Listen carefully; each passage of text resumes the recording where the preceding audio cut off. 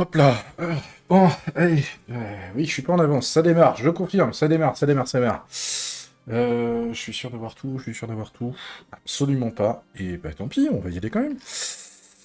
La one again, comme d'habitude. Hop, alors. Ça va être par ici, ça va être par ici. Oui. Et... Bonsoir, bonsoir à tous. J'espère que vous allez bien. En ce dernier jour de juillet. Comme vous le voyez, petit setup particulier. Pourquoi? Parce que après des mois à traîner comme une énorme feignasse, en fait, j'ai enfin rattaché tous mes câbles derrière, et donc je peux remettre mon bureau en mode debout. Bon, en réalité, ce matin, je me suis fait mal parce que j'ai bossé 2 heures d'affilée comme ça. C'est vraiment pas la bonne chose. Mais là, je me suis dit, de toute façon, pour ce soir, j'avais envie de bricoler mon clavier debout parce que ça fait trop longtemps. Je l'avais fait qu'une seule fois, au final, hein, depuis que j'ai mon bureau. Ça va faire 2 ans, quand même. C'était cool. C'était cool. J'espère que vous allez bien, que vous supportez un petit peu les températures. Enfin, ici, en ce moment, là, ça souffle un peu, donc ça se calme. Mais ça a encore été un peu compliqué cette semaine. Que dire, que dire, que dire? Ça fait 2 semaines quand même qu'on s'est pas vu, mine de rien. Euh, Pas grand-chose. Alors, attendez, hop. Coupe des choses. Voilà. Sinon, vous risquez d'avoir du bruit de fond dans les micros. C'est pas vraiment ce que je veux. Pif, on va fermer ça. Ça, c'est plutôt sur le retour. Non, je remarque que j'ai... Il y a eu une petite rafale, on va le dire comme ça. De... Comment? De nouveaux followers. Euh, À la suite de... C'est ça, donc j'ai MacGyvre, Baka, Makoto, Morpheus, 54 570. 54 700. Très précis, on sait où il habite. Euh... EJ72, Cyberwiz 7815 et Super Champion qui a follow pendant le warm-up. Bienvenue à vous, merci. Hop, ça y est, c'est bon, celui-là il est enfin prêt. Vraiment, j'ai rien de prêt. Bon, le PC est allumé, c'est déjà ça, on va dire comme ça. Et je suis habillé, en short. Bien, bien, bien. Donc ce soir, on va parler matériel, on va parler clavier en particulier. Et on va parler clavier un peu haut de gamme quand même, on va pas se mentir, parce que ce clavier, je l'avais acheté il y a 4 ans, 180 €. Et il n'a que 4 ans. Et malheureusement, au bout de 4 ans, il est déjà malade. C'est quelque chose que j'avais pas anticipé spécialement, parce que c'est le genre de problème qui m'est jamais arrivé en... Enfin, moi, personnellement, si, ça m'est peut-être arrivé une fois, en plus de 25 ans d'informatique. Ça m'est jamais arrivé sur smartphone. Euh... Enfin voilà. En gros, ce clavier a une batterie, parce que oui, si on peut expliquer pourquoi, ce clavier a une batterie, et cette batterie s'est mise à gonfler. Je l'avais pas spécialement senti, je l'ai découvert par hasard, parce que le clavier a commencé à être bancal, je comprenais pas pourquoi. Et à un moment donné, je le prends, je regarde la tranche, et là, je... Bah, c'est pas compliqué, hein. Alors, on va essayer de faire en sorte que vous le voyez bien. Par ici. Vous le voyez, là? Là, ici. Là, ça devrait être plat, devrait pas y avoir de creux, là. Et on voit en dessous, je sais pas si... le plastique, c'est moins évident. Mais en gros, le plastique... Alors, c'est pas de mon côté, du coup. Je vais y arriver, hein. C'est pas évident. On comprend tout le talent qu'il faut aux présentatrices météo pour faire le boulot, mais en gros, là, le plastique en dessous, il est bombé aussi. Voilà, donc on va le démonter. Alors, pourquoi ce clavier a une batterie? Parce que ce clavier a une particularité. C'est un clavier qui a 3 types de connexions différentes, dont plusieurs en sans fil, donc ce clavier est conçu et pensé pour être utilisé en mobilité. Alors, le clavier fait 1 kg quand même. C'est de la mobilité douce. Enfin, peut-être pas. donc en gros, c'est un clavier qui peut à la fois s'utiliser câblé en USB-C. D'ailleurs, mais d'ailleurs, il me manque un truc là. Il va me manquer des choses. Oui. Parce que, en vrai, au final. Voilà. Donc vous pouvez l'utiliser avec un câble USB-C. Donc ça, c'est celui du nouveau, j'en parlerai juste après. Vous avez comment, un système de dongle. Donc vous avez... Alors lui, il est... sur la tranche, vous le voyez ici, j'ai un petit dongle, c'est une clé. Et j'ai fait un article hein, d'ailleurs sur mon blog sur cette clé, puisqu'elle pose beaucoup de problèmes sous Linux. Et ce clavier fait aussi Bluetooth. Donc vous avez... Et le Bluetooth peut enregistrer plusieurs profils. Donc, vous pouvez le raccorder sur un seul ordinateur actif à la fois en Bluetooth, mais techniquement, vous pouvez enregistrer plusieurs PC si vous voulez en Bluetooth. Et comment ? Et donc ce clavier, qui est un clavier gaming, avec des switches optiques présentés comme Ultra, Top Top, Momote, etc. Moi, à l'époque, ce qui m'intéressait le plus, c'était le triple connexion. M'avait donc coûté 180 et quelques euros. Et j'avais pas fondamentalement à accorder plus d'importance que ça à la batterie. Donc, ouais, j'ai été surpris quand je l'ai découvert gonflé. Et le problème que j'ai avec ce clavier, c'est que avec le modèle du clavier, qui a un nom à rallonge, puisqu'on est sur... Est-ce que il est... C'est du Asus ROG... Alors, vous êtes prêts ? Asus ROG Strix Scope RX TKL Wireless Deluxe. Turbo Digital Laser. Donc, oui, beaucoup trop de choses. TKL, donc, vous l'avez remarqué, pas de pavé numérique. Et il se trouve que son remplaçant, a les mêmes caractéristiques. Alors, pas pour les Switch. Et sur plein d'aspects, je trouve qu'il est même mieux. Pourquoi il est mieux ? Alors déjà, bon, il est triple connexion, toujours. Je vais le débrancher pour vous le montrer. Alors, comme il s'est débranché, comme je suis en USB, oui, il faut que je le mette en Wi-Fi pour que il se rallume. Voilà. Pitié, pitié, merci. Alors. Paniquez pas, c'est normal qu'il clignote, c'est parce qu'il trouve pas le dongle, parce que le dongle est branché sur le PC Pro, et le PC Pro est éteint. Nous sommes donc sur un MSI Forge GK600 TKL Wireless. Putain. Bon, c'est compliqué, hein, le gaming. Alors, les touches de ce clavier sont quand même sont différentes, c'est des switches un peu plus classiques. J'ai pas réussi à exactement savoir ce que c'était, pour moi ils sont blancs, alors j'en ai un de rechange. Il y a des experts en clavier mécanique qui arriveraient à déterminer ce que c'est que ça. Si vous voyez un petit peu. On dirait un truc, alors le dessus est blanc, avec la partie qui tient la touche est blanche, au-dessus c'est une espèce de vert très pâle et en dessous du rose. Et donc vous voyez, j'ai un switch de rechange avec ce clavier, pourquoi ? Parce que sur le Asus, il y a de grandes chances que les touches soient soudées. Bon, ça on le verra en démontant. Avec un peu de chance, j'aurai peut-être une bonne surprise, mais j'y crois moyen. Mais surtout, ce clavier-là, les switches mécaniques ne sont pas soudés. Voilà, voilà. Et ça, c'est cool. Ça, c'est cool. Et ce clavier n'a besoin d'aucun driver, aucun système d'exploitation pour gérer sa partie... comment ? Sa partie... Alors moi, je l'ai mis en couleur fixe, parce que je suis pas un fan de... Pas un fan de sapin de Noël, hein. Je l'ai déjà dit à cette fois, je pense. En fait, il y a quelques touches qui sont des touches de fonction. Donc vous avez une touche dédiée avec le logo MSI, par ici. Hein. Et en fait, vous avez le petit écran. Le petit écran là vous permet de basculer entre tous les modes, de gérer la luminosité, de gérer le type d'animation que vous voulez. Et l'écran de statut que vous voyez, c'est celui qui permet de dire tu es connecté, quel niveau de batterie, parce qu'évidemment, lui aussi a une batterie. Et donc, du coup, je vais pouvoir le remettre en USB.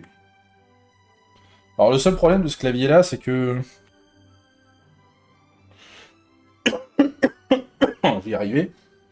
Les... Comment les petits switches pour changer les modes de fonctionnement sont sous le clavier et pas derrière. Ça, c'est un peu dommage.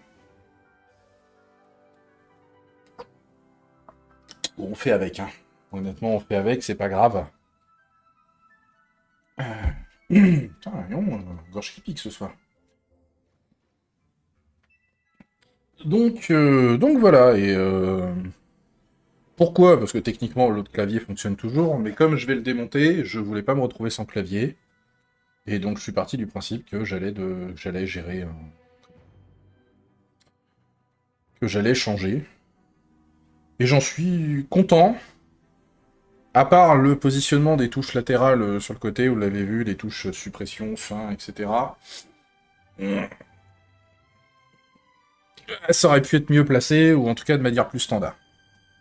Mais, sinon, globalement, la frappe est agréable. Il y a des touches de fonction, il y a... Voilà. Je vais clairement pas me... Alors, ils ont fait la connerie de mettre une touche copilote aussi, bon, ça m'énerve un peu, mais malheureusement... Et chose particulière, ce clavier... Comment? Qu'est-ce que je veux dire? A un mode Mac. Voilà. L'agencement des touches est un AZERTY tout à fait standard, fait pour être utilisé sous Windows ou sous Linux.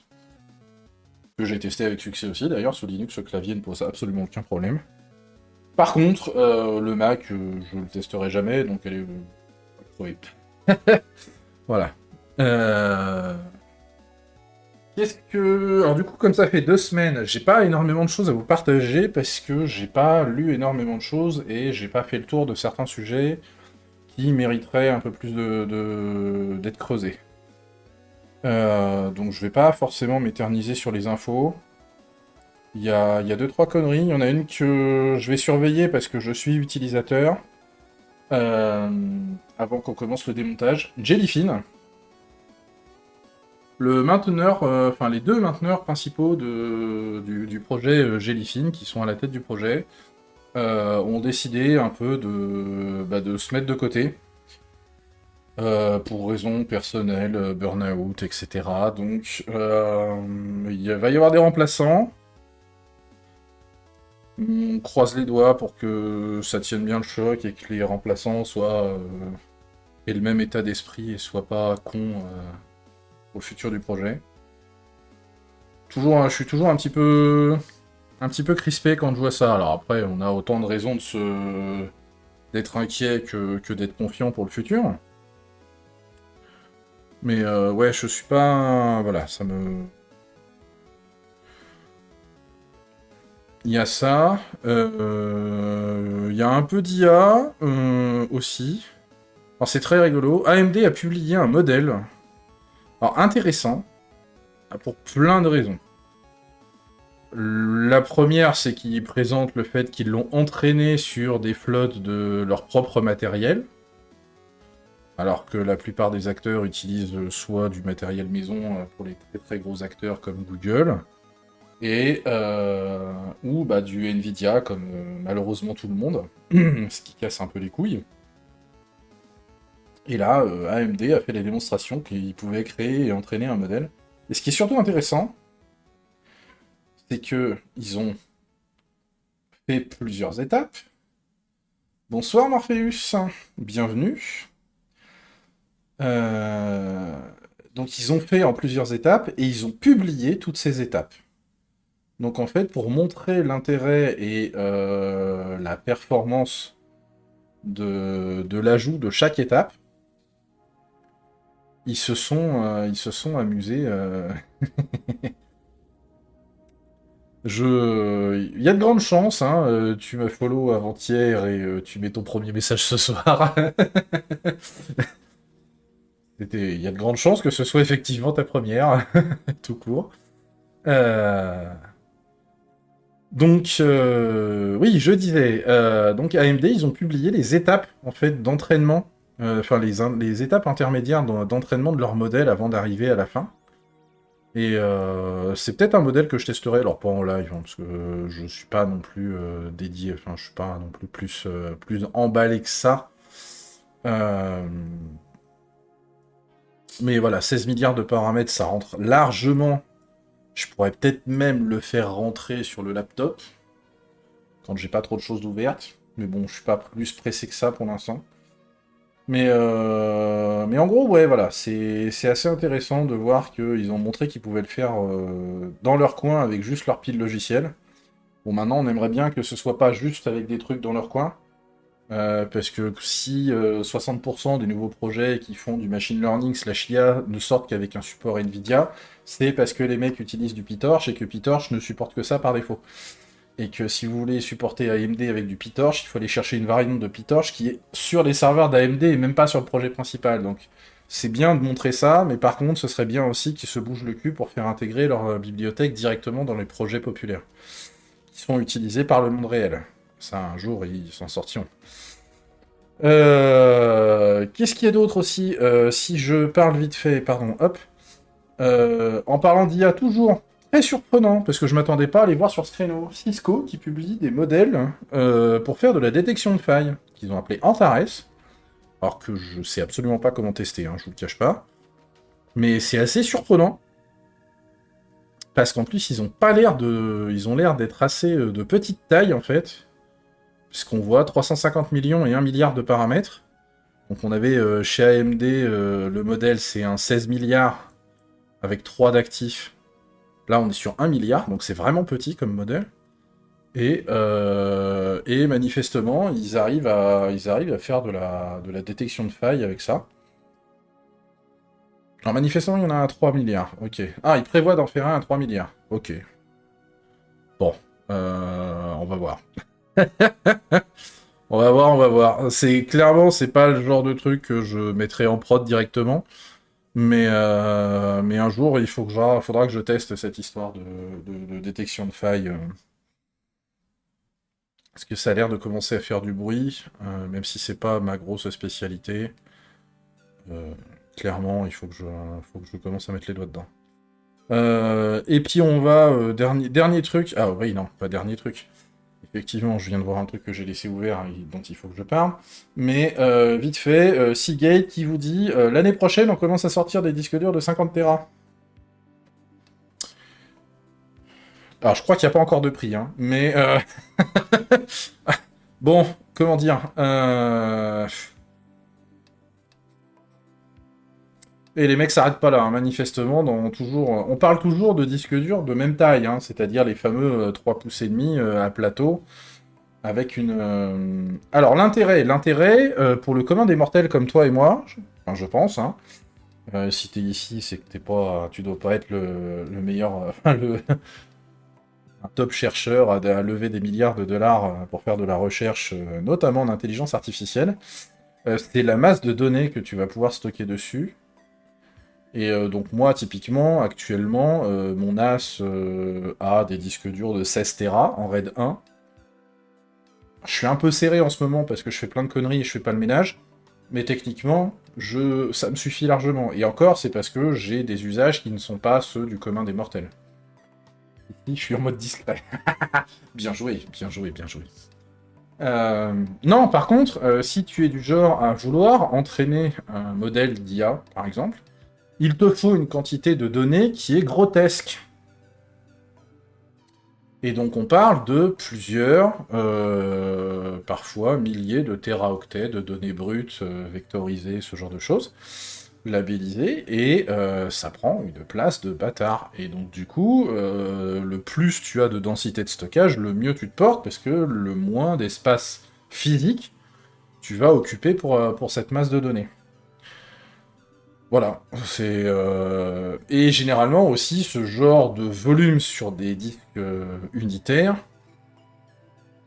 Alors déjà, la plupart du temps, ils sont jamais utilisés de manière unitaire. C'est des disques qui sont montés dans des énormes grappes de stockage des châssis avec des algorithmes propriétaires pour faire de la redondance et de la correction d'erreurs, ce genre de choses, et de la parité. On parle des trucs qui coûtent 5 chiffres minimum pour mettre 32 ou 64 disques, voire jusqu'à 96.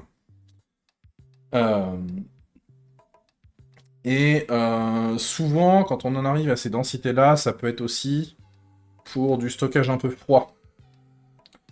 S'entend, t'as quand même besoin d'accéder rapidement à la donnée, mais tu vas pas la modifier beaucoup. C'est-à-dire qu'une fois qu'elle a été stockée, une fois qu'elle a été enregistrée, elle bougera plus. La majorité des données sur mon NAS, par exemple, c'est ça. C'est une fois que j'ai stocké dessus, ça bouge plus. Ou alors il y a un peu de rotation, notamment les backups, par exemple. Mais sinon, tout ce qui est film, série, etc., c'est stocké, ça bouge pas, c'est pas modifié. Les trucs qui sont le plus modifiés, ça va être, comme je dis, les backups quand ils sont en rotation, et les volumes du cluster cube. Voilà, ça s'arrête là. Et encore, les volumes du cluster cube, je prévois de les déplacer à terme sur un SSD parce que ça me casse les couilles de l'entendre gratter en permanence alors qu'il branle rien.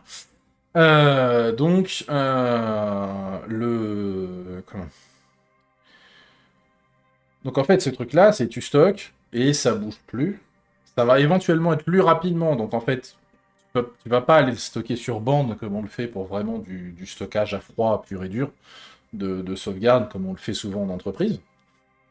Je pourrais te renvoyer vers Nidouille qui adore ça, parce que je crois quand même qu'elle en a un chez elle. Je sais pas pourquoi. Bravo là pour du. Faut vraiment être adepte de ce genre de stockage pour. Après, elle aime bien le matos. Forcément, je peux pas lui en vouloir, hein, en vrai, je serais curieux d'en voir un de près.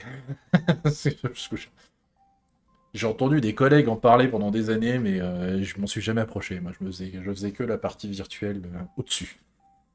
Mais donc voilà. Oui, et donc, dernier truc dont il fallait que je parle avant de. Comment? Avant qu'on attaque le clavier, donc je vais repasser vite fait à la webcam. Euh, Et du coup, j'ai craqué parce que je suis quelqu'un de faible et que j'ai vu passer la promo. Je me suis retenu pendant longtemps d'acheter un Steam Deck en me disant que je joue pas assez, que j'en ai pas assez besoin, etc. Et que de toute façon, si je veux jouer avec des jeux sous Linux, j'ai déjà mon ordinateur portable. Et là, j'ai craqué, il y avait une promo pour une Xbox ROG Ally avec donc le processeur Z2, les 16 Go de RAM, les 500 Go de SSD pour grosso modo 450 balles. Et donc j'ai craqué. Alors ce qui est bizarre, c'est qu'AMD, ils vous filent un carton comme ça. Vous voyez, déjà, je suis reculé à mort et ça rentre à peine dans la webcam. Alors qu'en fait, à l'intérieur du carton, j'ai que ça. Alors du coup, je l'ai même pas ouvert. Je l'ai même pas encore ouvert parce que je voulais prendre le temps ce week-end. Parce que cette console-là va pas rester sous Windows 11, faut pas déconner non plus.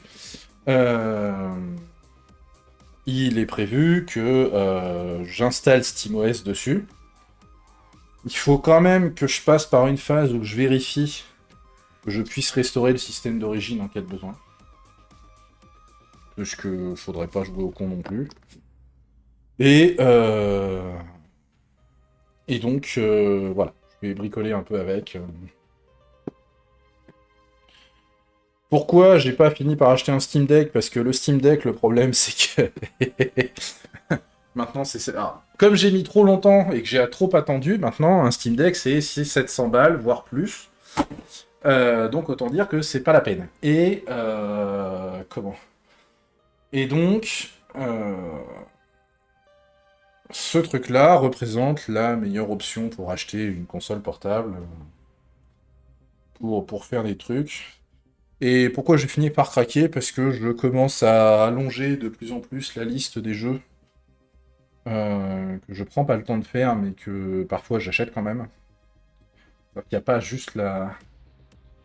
Fallait racheter le bien. Alors, je te rappelle que tu me l'as même pas proposé. Quand tu m'as dit que tu l'avais plus et que tu l'avais revendu, je savais même pas que tu voulais le revendre. Donc, parce que sinon, effectivement, je l'aurais racheté, hein. Je l'aurais racheté. Mais oui, oui, tu l'avais amené en vacances en Normandie, et puis après, je l'ai jamais revu, donc voilà, hein. Donc, donc oui, oui. C'est... Ah oui, oui, je te l'aurais bien racheté, hein. En vrai, je l'aurais bien racheté, hein, à l'époque, hein, même si c'est plus limité que la Rogalaï, je l'aurais racheté. Je pense que j'aurais craqué, mais bah, tu m'as pas laissé le temps de part, donc j'ai tapé dans le micro. Donc voilà, bon, quelle heure il est? Hop, ça fait qu'une demi-heure. Allez, on va se... Alors, vous devriez voir, voilà, le setup caméra. Euh, hop, hop, hop. Voilà. En plus, je crois que j'ai fait des marques dans le tapis de souris slash bureau dégueulasse pour justement reposer la caméra comme il faut. Alors, je vais juste bouger le câble. Le clavier, de toute façon, je le mets sur le côté. T'as pris un PC 3000 balles à la place. Oui, bah, t'as quand même dû remettre pas mal au pot, hein, on va pas se mentir. Après, en même temps, effectivement, monsieur voulait jouer à Battlefield 6, tu risques pas d'y jouer sur le Steam Deck, hein. Voilà. Donc, alors, hop, ça c'est le repose-poignet. J'en ai absolument pas besoin pour l'instant. Je vais le caler derrière là. Je me garde le clavier, hop, à portée. Ensuite, alors, je vais juste faire un truc. Enfin, je vais faire deux trucs. C'est-à-dire que je vais vérifier déjà. Tout à l'heure, j'ai vu HDMI, j'avais la vision. Oui. Il y a un peu de bordel sur le bureau. Bon. On va s'en sortir, hein, mais...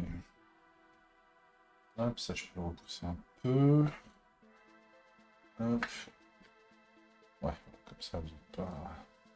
Il n'y a pas trop de distraction. Est-ce qu'on a assez de lumière? Ça, c'est ce qui me... C'est toujours un peu la hantise. Au pire, je peux réduire.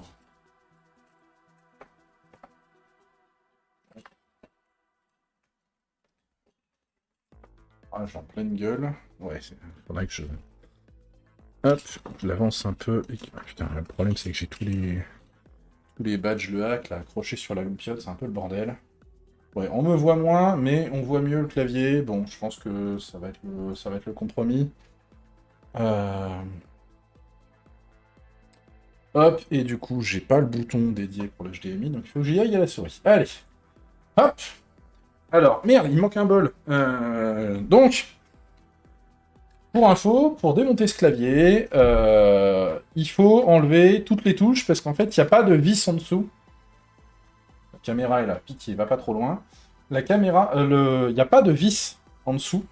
J'ai regardé, hein, j'ai soulevé un peu les pads, etc. Il n'y a pas de clavier. En fait, les vis sont sous les touches et entre les touches. Donc, il faut qu'on démonte tous les capuchons. Et première chose qu'on va faire. Alors, je vais faire un autre truc aussi. Hop, ça, je vais l'éteindre parce que ça sert à rien. Voilà. Sauf qu'il ne veut pas me laisser l'éteindre parce que l'écran il déconne. Monsieur a 7 ans, ça commence à être compliqué.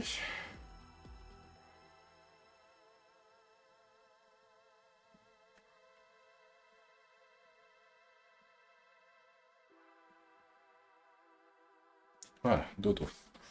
Hop. Je vais faire une photo. Hop. Alors sans la lumière par contre. Ah ouais, ça va être chaud.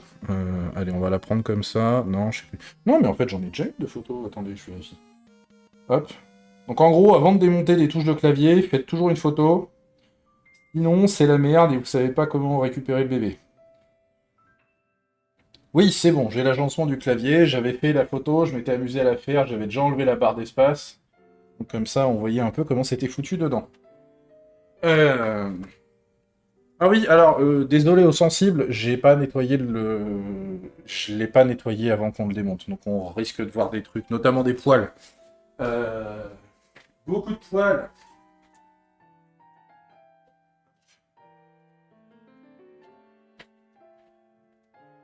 Allez, ça c'est... Non, c'est presque sec. Ah Ah, et pourtant, bon, j'ai fait la vaisselle ce matin. Hein. Hop, allez. On a le bol. Et on va pouvoir commencer. Alors, j'avais commencé quand j'avais fait le test, bah, notamment pour détacher la barre d'espace. Sous la main. Bref. J'avais utilisé ça comme outil. Alors, si vous savez ce que c'est, hein, Perso, j'en ai trop en stock. Euh... Et... Oh, et dis donc, dès que j'enlève la lumière là, on ne voit plus du tout. Pourtant, j'ai l'autre qui est... J'ai l'autre qui est sa max, mais... Bon, c'est pas grave. De toute façon, c'est pas moi le plus important, le sujet ce soir, c'est... le clavier. Alors... Et en fait, le clavier... C'est trop lourd, en fait, il y a trop de trucs, là. Ah, mais ça pèse une tonne. Putain. Désolé. Hop, j'enlève le bordel. Autre chose. Aïe. Mais moi, le truc, vraiment.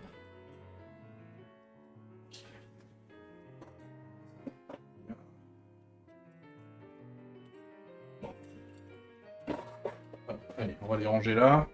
On va pas s'embêter. Là, en fait, le problème, c'est que... Ouais, voilà, c'est bon. Là, je peux... Moi, je peux le remonter un peu. Hop, alors. Donc... On va commencer à enlever des touches de clavier. Alors, en vrai, je peux peut-être le faire à la main. En vrai, normalement, vous pouvez utiliser ce genre d'outil. Qui est fourni avec le MSI. C'est un outil double. Là, vous avez la partie pince pour retirer le switch.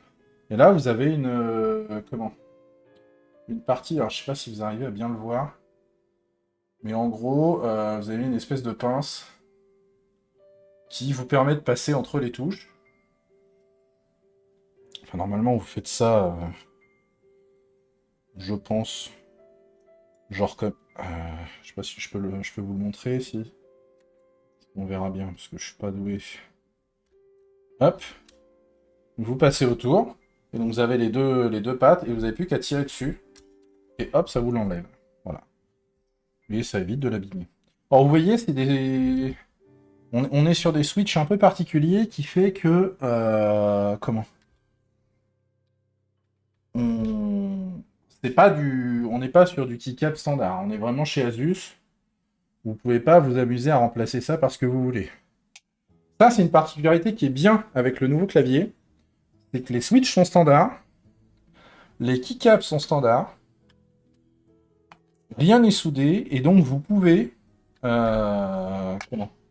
remplacer tout. En fait, ce clavier est conçu comme un clavier custom. Le clavier MSI, hein, pas le clavier Asus. Et Et donc, le jour où je veux remplacer tous les switches parce qu'on a de nouvelles technologies qui envoient du lourd, etc., potentiellement, je peux. Je peux le faire. Alors, il y a un truc qui me fait un peu peur. C'est que là, j'ai des vis, mais en fait, on voit que les touches... On voit que les touches sont posées dessus. Je sais pas si on le voit bien à la caméra, c'est pas évident. Hein. En plus, j'ai pas l'aperçu le plus sympa du monde. J'ai un aperçu qui est trop petit. Donc on va voir, en fait, j'ai l'impression que les touches sont posées sur la plaque, mais si elles sont posées, je peux pas les bouger. Alors, ces switches ont une particularité, c'est que c'est des switches dits optiques. Donc, il n'y a pas de... Alors, il y a un ressort, évidemment. C'est même, d'ailleurs, quand on regarde dedans, ça ressemble plus à des espèces de croisillons, comme sur les touches de portable. Mais la course est détectée avec de la lumière et pas avec un ressort qui vient, du coup... avec une touche classique qui va appuyer sur un contact. Voilà. Il accélère un peu le mouvement parce que non plus c'est pas intéressant du tout.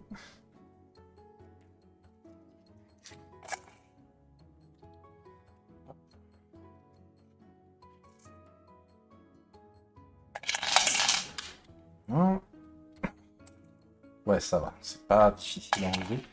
C'est bien ajusté, hein. Ça explique que j'ai jamais eu de problème avec. Alors typiquement, par exemple, C'est pas mon premier clavier gamer slash mécanique.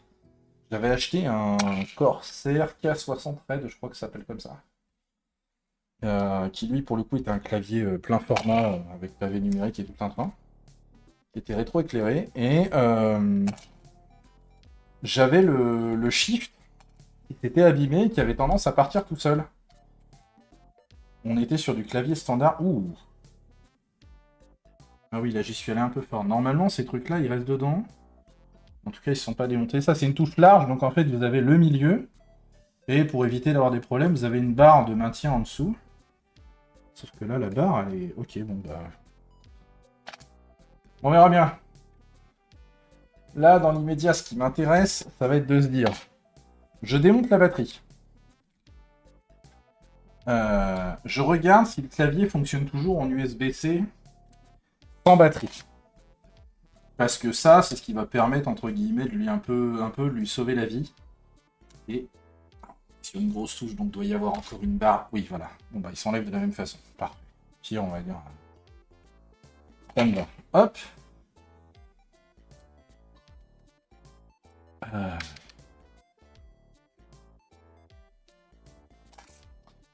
Oui, donc je disais, si le clavier peut continuer à fonctionner en USB-C, bon, bah, il n'est pas complètement perdu. On perd là, un peu l'intérêt de la triple connexion, mais techniquement, il fonctionne encore très bien. Et le vrai problème de ce clavier, c'est son... Alors déjà, sous Linux, soit vous bricolez comme un gros sagouin, comme je l'ai fait, et comme je l'ai documenté sur mon blog, soit... comment?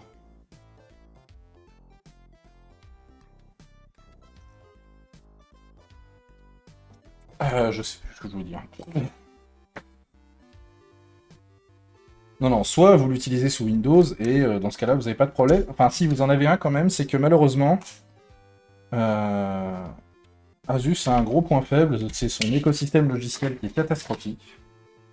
En gros, vous devez installer... juste pour pouvoir gérer les profils de rétroéclairage si les sapins de Noël vous intéressent, vous devez installer plus d'1 gigaoctet de logiciel. Ça vous installe 5 ou 6 services système. C'est découpé en 7 composants, tous plus inutiles les uns que les autres, pour un clavier. Alors perso, ce que j'ai fait, parce que pour le coup ce clavier-là a quand même un peu d'intelligence, c'est-à-dire que vous faites le réglage de votre rétroéclairage. Donc moi en gros j'avais mis rouge fixe, parce que ça collait avec le Corsair, et je trouvais que le Corsair c'était cool. Que lui le Corsair je pouvais pas le changer. C'était rouge ou rouge. Je pouvais juste changer l'intensité. Ce qui m'allait très bien. Donc j'ai changé le profil et en fait ça l'enregistre. Ça l'enregistre directement sur dans le clavier. Et donc même une fois les logiciels désinstallés, bah, vous avez toujours votre réglage de... Oh la vache. Vous avez toujours votre réglage. D'accord, donc celui-là, qui est quasiment de la même taille. Non, pas quasiment. Vas-y, raconte pas de la merde, Sébastien.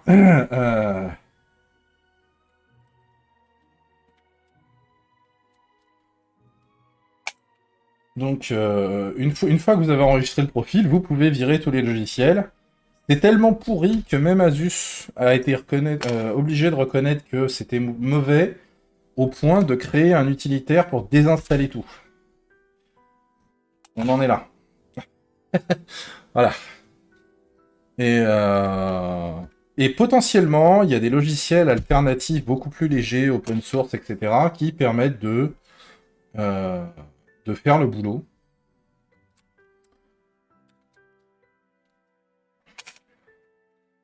Sans avoir à installer l'intégralité de la merde. Sous Linux, vous avez des logiciels comme OpenRGB, qui portent pas mal de... Alors là, un des vrais problèmes de ces trucs-là, c'est que souvent, les protocoles sont propriétaires à chaque marque. Et donc, mixer les... Mixer les... Alors là, pour le coup... on y est presque, hein. Bon, bah, celui-là, il a une barre, mais pas celui-là. Je sais pas. Donc oui, chaque fabricant fait plus ou moins sa sauce dans son coin, et donc c'est compliqué quand si vous mixez le matériel, d'avoir un seul point d'entrée pour gérer tous les aspects RGB de tout votre PC. Si vous avez du RGB sur votre carte mère, que vous avez du RGB dans votre boîtier, que vous avez du RGB sur votre carte graphique, sur votre water cooling, sur votre clavier, sur votre souris, j'en peux plus. Bref, si vous voulez transformer votre PC en maxi sapin de Noël, vous avez... si vous ne prenez pas tout au même endroit, bah, vous êtes obligé de gérer avec X logiciels, etc. La solution OpenRGB propose, si possible, d'unifier tout ça en open source en plus. C'est de la rétro-ingénierie, parce que tous ces trucs-là sont évidemment propriétaires, hein, et pas documentés pour un rond.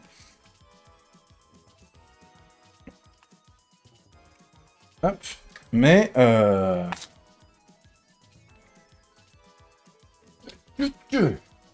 c'est bon. Hop. Mais voilà, c'est potentiellement... Alors ça ne supporte pas tout, évidemment, hein, comme d'habitude. À partir du moment où on fait de la rétro-ingénierie, c'est un peu de la bonne volonté, il faut avoir le matos sous la main, etc. C'est une part vite, celle-là. Ah, la touche contrôle, ouais, ok, et la touche espace aussi. Sauf que la touche espace... voilà, la touche espace, là, pour le coup, les bitonios ne sont pas démontés.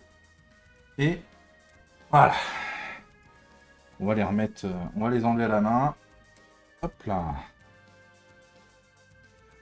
Et je rapprocherai ça plus tard. Bon!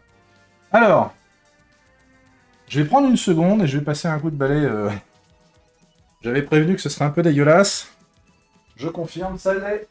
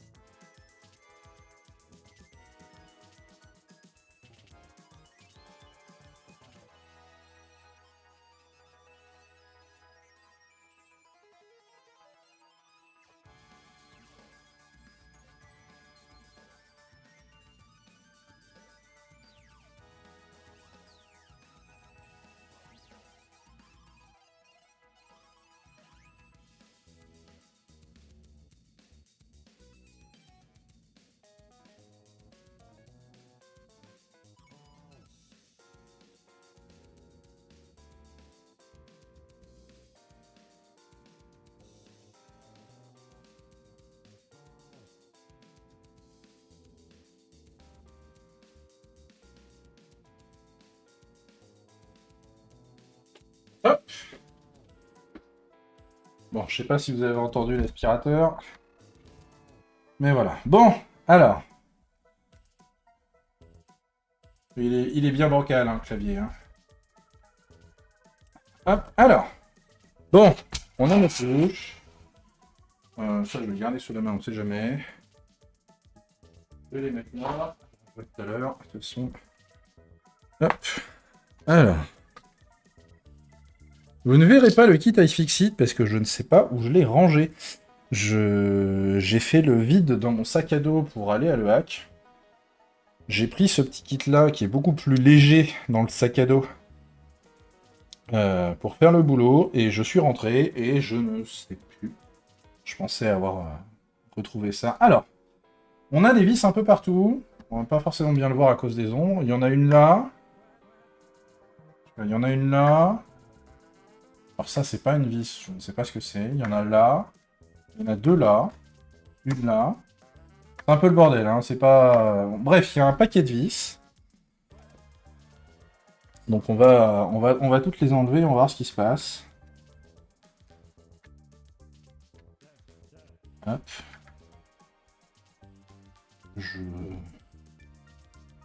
Alors, je croise les doigts pour que toutes les vis soient de la même taille. Ça, c'est ma hantille. C'est une autre de mes hantilles, ce genre de choses. Comme sur les ordinateurs portables. Ça a tendance à bien changer, s'améliorer Et la quantité de vis se rationalise très fort sur les... Hop. Ah, la pince est trop large. Mince. Je n'arrive pas. Voilà. C'est bon, c'est la même taille. Enfin, c'est pas large, hein, comme vis. Hein. C'est pas large, par contre, elles sont surprenantes. Elles sont pointues. Je m'attendais pas à ça de la part de... Je sais pas si on le voit bien. Alors, pas dans le creux. C'est pas une tête plate, c'est une tête pointue. Enfin, c'est pas une... C'est une pointe, pardon. La pointe de la vis, c'est pointu. Et pas plate. Voilà. Hop. Il y en avait deux, là. Hop. Alors, je l'ai jamais démonté, hein, ce clavier. Hein. C'est vraiment une découverte totale. Si ça se trouve, ça va être un semi-fail, ça va être dégueulasse, etc. Je sais absolument pas comment tenir. Pourtant, d'autres claviers. Il y a d'autres claviers que j'ai déjà démontés par le passé. Donc... C'est aussi pour ça que j'ai pas spécialement de... On va dire de crainte à me dire je vais le démonter, on verra ce qui se passe. Déjà parce que de toute façon, comme j'ai dit, je pouvais pas me permettre de rester sans clavier et c'est pour ça que j'ai changé.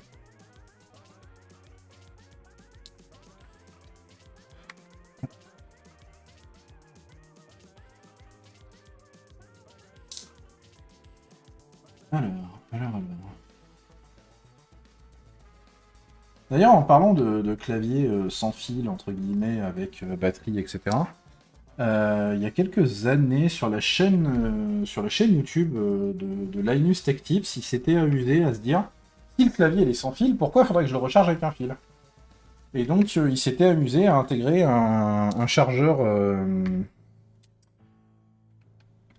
un chargeur à induction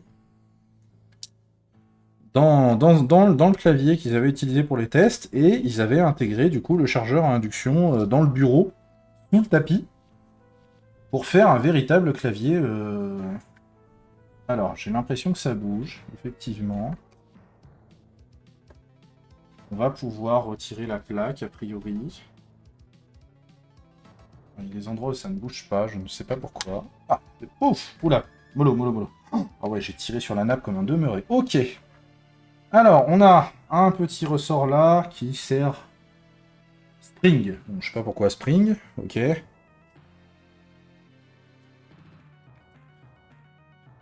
Et donc, effectivement, on est bien sur un truc. Vous voyez, en fait, il y a une diode sur la plaque, il y a une diode par switch. Et en fait, vous avez, sur chaque touche, alors, je sais pas si on va bien le voir.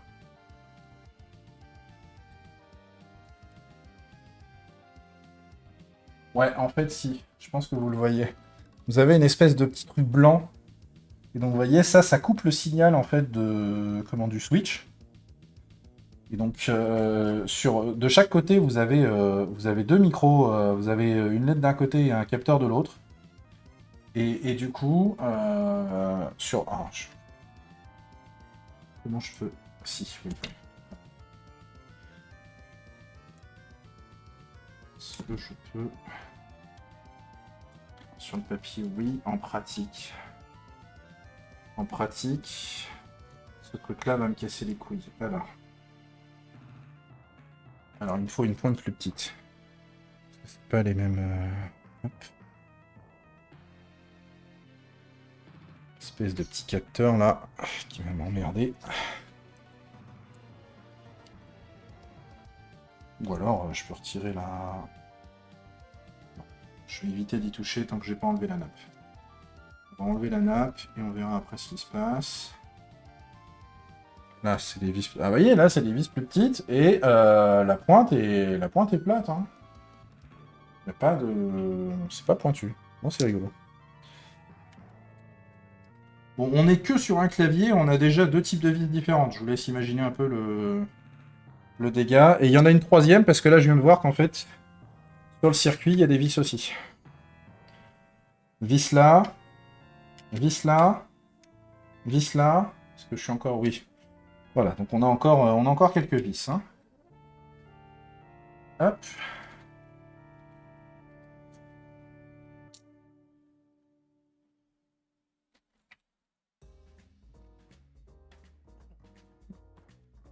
J'ai dévissé le truc, mais ça veut pas venir. Pourquoi? Le logo, non? Alors, le logo, comme il est enchâssé dedans, il faut... C'est quoi l'arnaque moldave dans l'histoire, non? Pourquoi c'est dévissé? Pourquoi tu veux pas?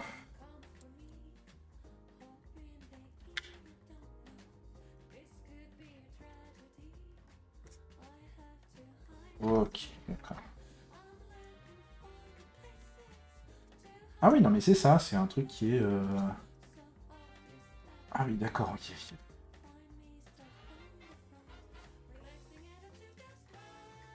Ok, d'accord.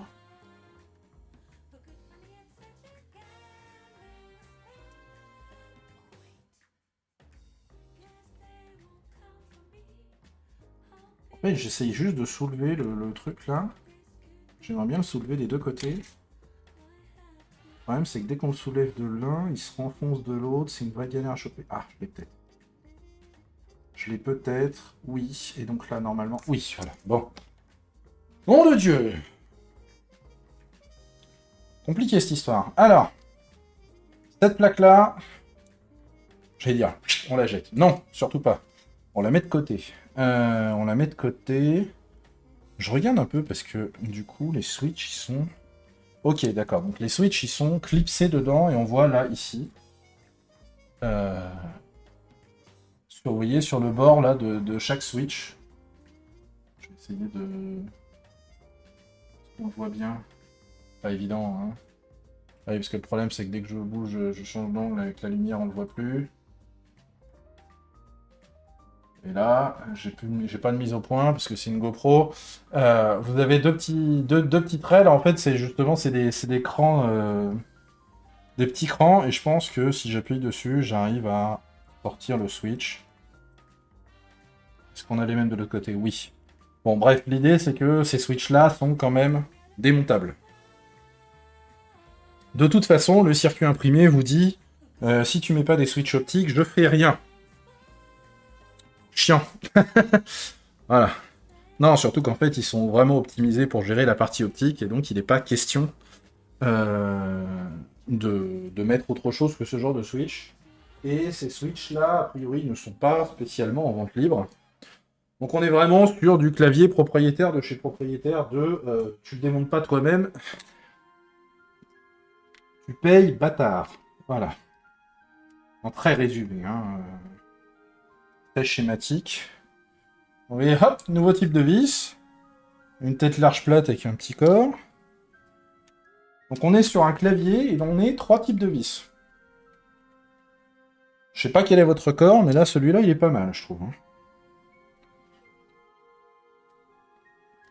En vrai, le pire du pire que j'ai eu, c'était sur un ordinateur portable où, rien que pour le châssis extérieur, il y avait 3 longueurs de vis différentes. C'était infernal, parce qu'il fallait, il fallait retenir l'emplacement de chaque vis, du coup. C'est pas possible de juste dire on remet les vis dans tel trou. Il fallait vraiment...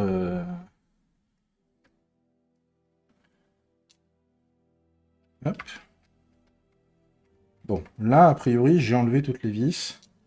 Si je suis pas un bigleux, il y en a plus. Je revérifie.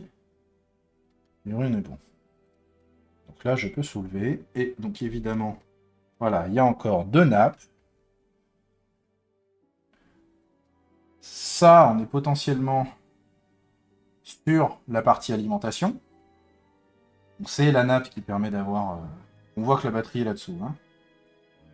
Hop. Donc ça, on est sur un connecteur classique, entre guillemets. Hop là, voilà.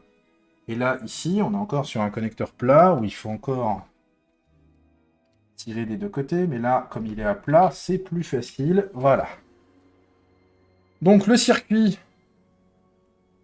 à part le fait qu'il ait été légèrement bombé, bon, ma foi, il est en bon état. Il n'y a pas l'air d'avoir eu... Je sais pas ce que c'est, on aurait dit qu'il y a une espèce de liquide là-dessus, mais je sais pas d'où ça sort.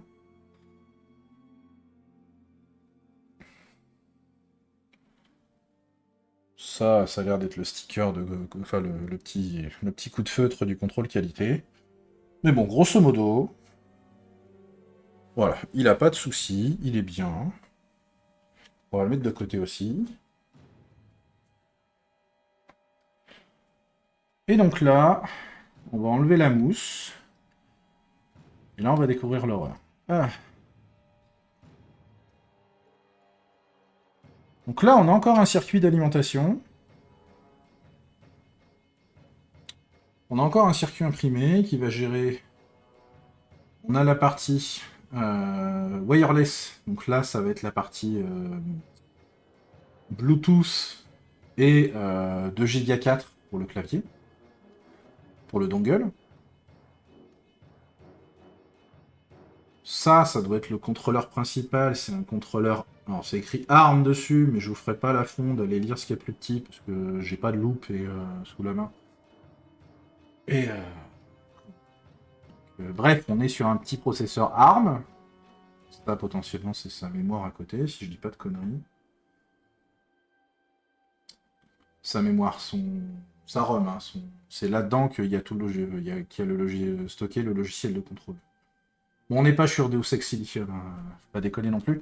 Ce qui va m'intéresser, c'est là où le plastique est cassé, enfin tordu, là, ici, puisque là-dessous, il y a la batterie. Et là, il va falloir que je fasse attention, parce que comme c'est gonflé, quand on va dévisser, ça risque de sauter. Alors, fait intéressant, je ne sais pas à quoi ça sert, puisque là, on est dans le fond. Ici, vous avez 2 plaques en métal qui sont soudées dans les emplacements. Pour moi, c'est juste du poids, en fait. C'est des poids. Parce qu'il n'y a pas de, il y a pas d'utilité, il n'y a pas de bouton. Comme on a vu, le circuit imprimé, il est tout plat, donc en fait, il n'y a pas de raison d'avoir ce genre de truc dessus. Et je sais déjà plus dans quel sens se met cette mousse. Infernal, j'ai déjà perdu le... J'aurais dû regarder avant. Non, a priori, c'est dans ce sens-là. Ça va être dans l'autre sens. Ça va être là, comme ça. Oui, c'est ça. Voilà. Nom de Dieu. Hop, donc on va l'enlever. Je vais le mettre de côté à plat dans le même sens.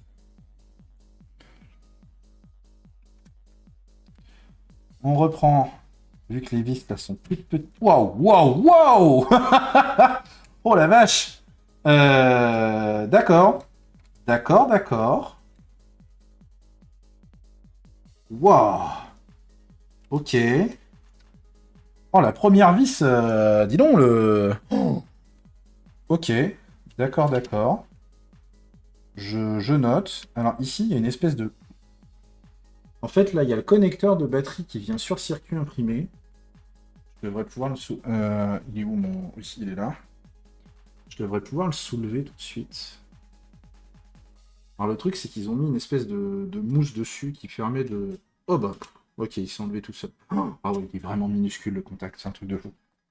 Ok, alors...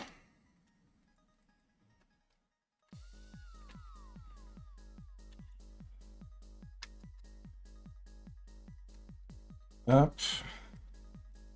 Waouh. Comment ça soulève la plaque? Alors par contre, là, ici, je comprends pas. Que...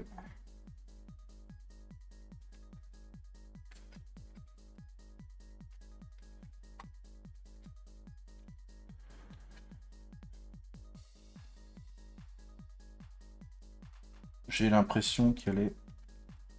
Bah, y a rien en dessous. Ah, je suis con. Allez, voilà. C'est plus facile. Et encore, c'est pas parfait. Ah ouais, elle est bien gonflée. Alors par contre, ok, non, d'accord. Et en fait, ça va plus loin en dessous, donc il faudrait que je démonte. On va le dévisser. C'est des vis différentes à chaque fois, donc c'est pratique, on risque pas de se planter, mais... Oups là.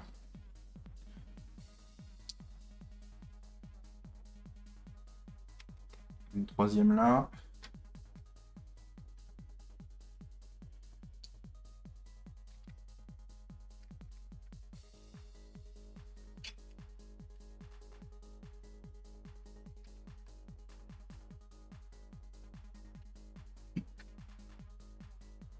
Soulever comme ça.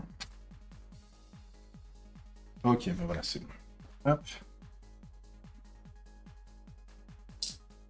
La vis de côté. Ah oui, donc en fait, non, ça bloquait pas du tout le... En haut, on a un petit aimant qui permet de retenir le... Et donc, ouais, hein, vous voyez là... Ah, alors, ça doit bien se voir, là, déjà, même avec juste le reflet, comment c'est gonflé. Ah, la vache. Waouh. Ok, ok, ok. Alors là, on a encore des aimants, c'est rigolo. Je suis un petit peu bon, surpris, mais au final, c'est pas plus mal. Alors, du coup, normalement... Putain, mais ils ont trouvé le moyen de la coller. Ils sont sérieux.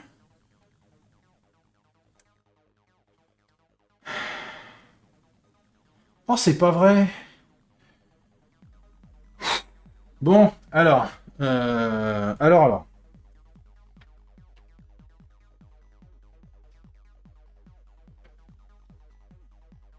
Non, ça c'est...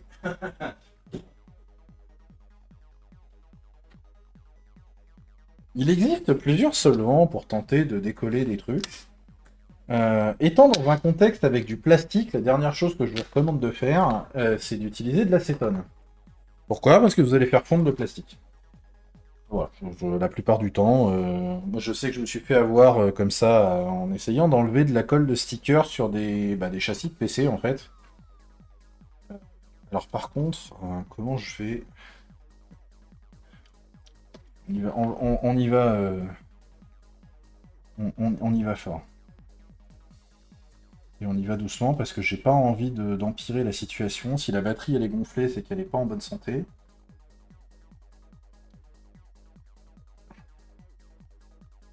J'aimerais éviter de... Donc ça c'est de l'alcool ménager, hein. Certains vous diraient alcool isopropylique, c'est un peu moins pur. Et en plus c'est parfumé à la menthe. Là je suis en train de prendre une inhalation des familles. Donc j'essaye d'assouplir la colle avec ça. Je peux passer, du coup je peux peut-être voir en dessous ce qui se passe. Oui non c'est ça, hein. Oh putain je suis en train de foutre de l'alcool partout. Oui bon, de toute façon le tapis doit être lavé. Ça fait des années que je dis ça. Hop. On n'hésite pas à arroser, de toute façon l'alcool va sécher après, donc le circuit de toute façon ne craint pas grand chose. Mais voilà. Waouh. Voilà comment la batterie a gonflé.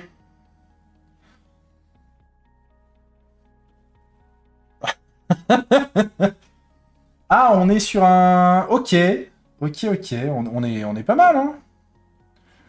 On est pas mal. Alors, par contre, ce qui va m'intéresser, c'est que maintenant, je suis censé avoir la référence de la batterie. Et donc là, on a ici... Alors, vous allez peut-être pas le voir sur la caméra, parce que la lumière, les reflets... Donc, on est sur une batterie lithium-ion de 3,85 volts pour 15 Wh, 15,4 Wh. C'est du lithium polymère. Rechargeable lithium polymère battery pack. Capacité 4000 mAh. Ok.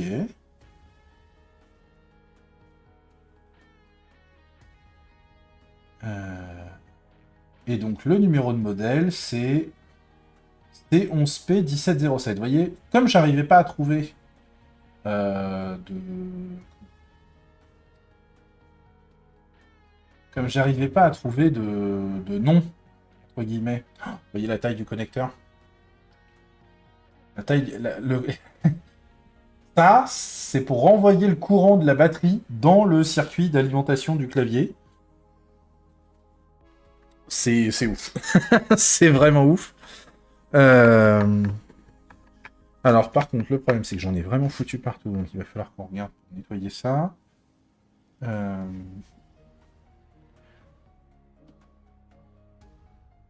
Oh, c'est chaud quand même, hein. C'est chaud, c'est chaud. Qu'est-ce que je voulais faire du coup? Ah oui, tiens, je voulais regarder pourquoi il voulait pas. Parce que là, il a l'air. Il n'y a pas de vis, il a l'air fixé, et je sais pas à quoi, et je sais pas pourquoi. Ce qui m'emmerde, c'est que là, il y a le switch pour changer, donc je sais qu'il n'est pas creux. Et du coup, il n'y a rien en dessous. Faut que j'aille voir en dessous ce qui se passe, je comprends pas trop.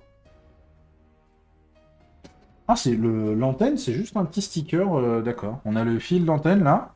En fait, il vient se coller un petit sticker qui est vraiment minuscule là, qui fait office d'antenne. Je pensais que l'antenne serait un peu plus grande que ça. Putain, ouais, on est sur un niveau. Alors j'évite d'appuyer, hein, parce que évidemment, très dangereux ça, pour le coup. Et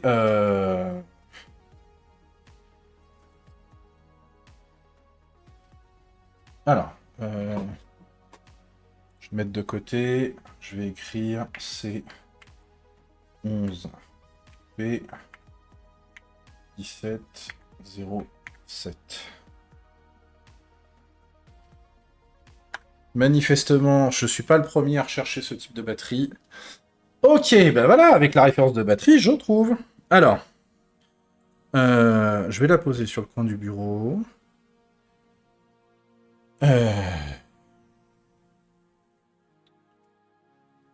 Hop. On a donc manifestement un site qui a l'air plus ou moins spécialisé dans les batteries Asus, qui propose une batterie de remplacement qui fait effectivement cette capacité-là. Ce qu'on voit derrière le capacité 4000 mAh typique, 3820 en minimum. ASF 6612, est-ce que ça c'est quelque chose que je vois ailleurs dans la liste des références qui sont sur la...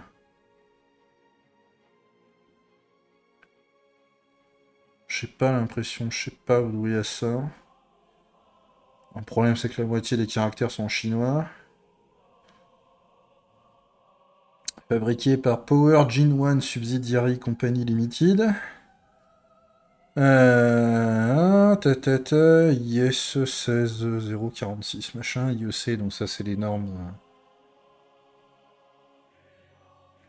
www.bis.gov.in. Ah d'accord, ça a été fait. Alors, ça vient d'une entreprise chinoise manifestement, mais.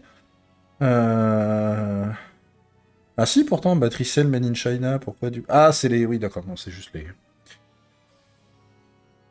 En stock, livré en France dans 9-14 jours ouvrables, 18-49. Ok, pourquoi pas. Qu'est-ce qu'on a? Amazon. Amazon me dit ce genre de batterie. Référence colle absolument pas, hein.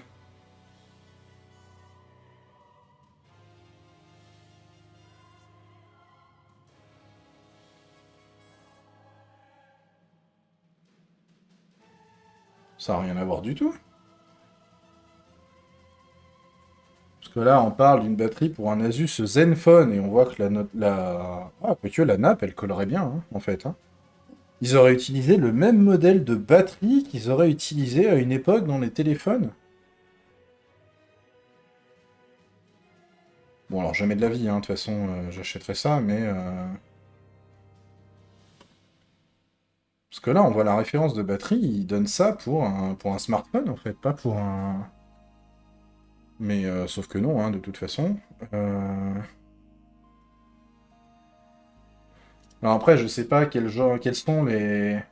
C'est pas trop cher. Non, non, non, je me serais attendu, effectivement. Alors, c'est pas une énorme batterie non plus. Mais je me serais attendu à plus cher que ça, évidemment. Là, c'est pas le cas.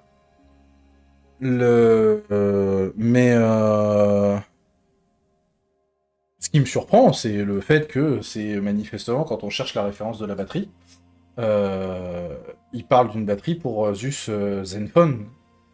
Donc il est pour les téléphones. Alors ça a le format d'une batterie de téléphone, hein, faut être tout à fait clair avec ça.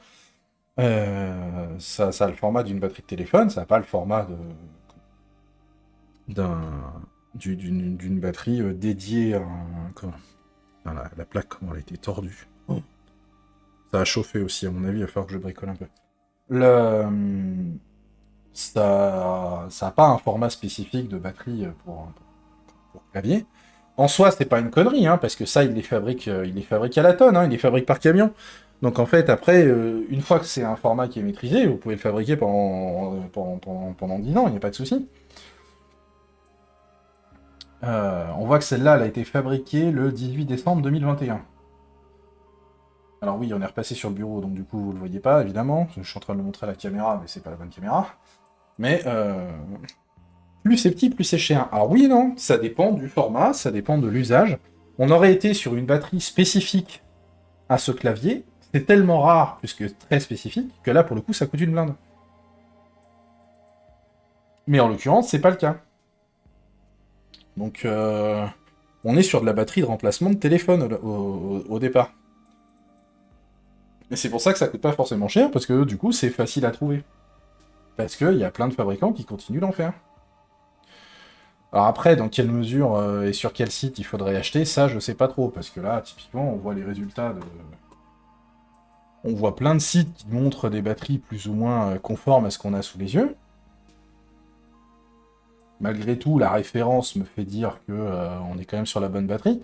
On est sur des caractéristiques qui collent, hein, en soi. Celle-là, elle est typiquement... Là, c'est l'intégralité de la référence de ce qui est écrit dessus. À part les logos qui sont pas tous au même endroit, le numéro de modèle et le numéro qui est en dessous, le 1CP 5/60/80, c'est ce que j'ai sur la batterie, c'est ce qui est écrit dessus.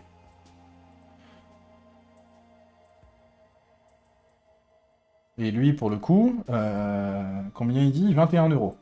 On est vraiment sur une vingtaine d'euros à peu près. Redonne la ref. Bah, c'est exactement ça. Si je te le... Hop. Je te le colle dans le chat. Euh, C'est exactement cette référence-là. Et, euh, et pour une vingtaine d'euros, ça peut valoir le coup. Alors après, comme on est sur des sites spécialisés en batterie, etc., le problème c'est que là, moi j'ai aucun site sur lequel je suis inscrit, j'ai déjà un compte, donc ça veut dire créer un nouveau compte, croiser les doigts pour que la livraison se passe bien. Mais en tout cas, la batterie peut se changer.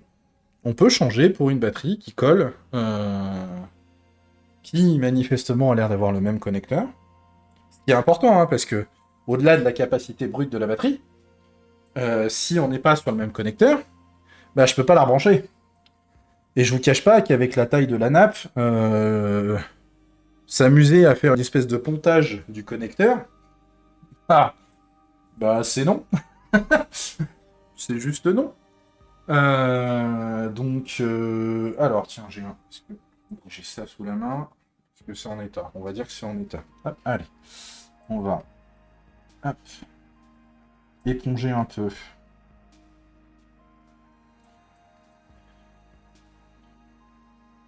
Alors après, si toi, tu as des sources fiables de fourniture de batterie, etc., à me conseiller, vas-y, hein. Parce que là, moi, je suis plus ou moins à...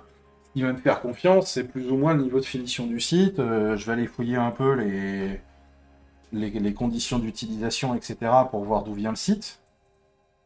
On a beau être sur des trucs en français, c'est pas pour ça que c'est forcément... Donc, en gros, là, je suis parti pour une journée de recherche avant de savoir avant de savoir si je peux passer commande sans risquer un truc grave pour mes données personnelles ou mes finances. Bon, les finances, ce sera 20 balles, mais... Ah, mais putain, c'est un clip! Je me dis, c'est bizarre, ça bloque. Bah oui, c'est carrément un clip. Je vous remets la caméra. Et je regardais de plus près. HD Mini. Je disais, quand je soulève là, j'arrive pas à soulever ici. Bah oui, la patte ici, c'est un clip. Donc en fait, il faut que je déclipse. Le problème, c'est qu'il faut appuyer dessus. Ah, ouais. Faut que j'arrive à le... J'arrive à le pousser vers l'arrière. Ah, ça veut pas, hein. Le problème, c'est que là, je vais fumer le bouton si je fais ça.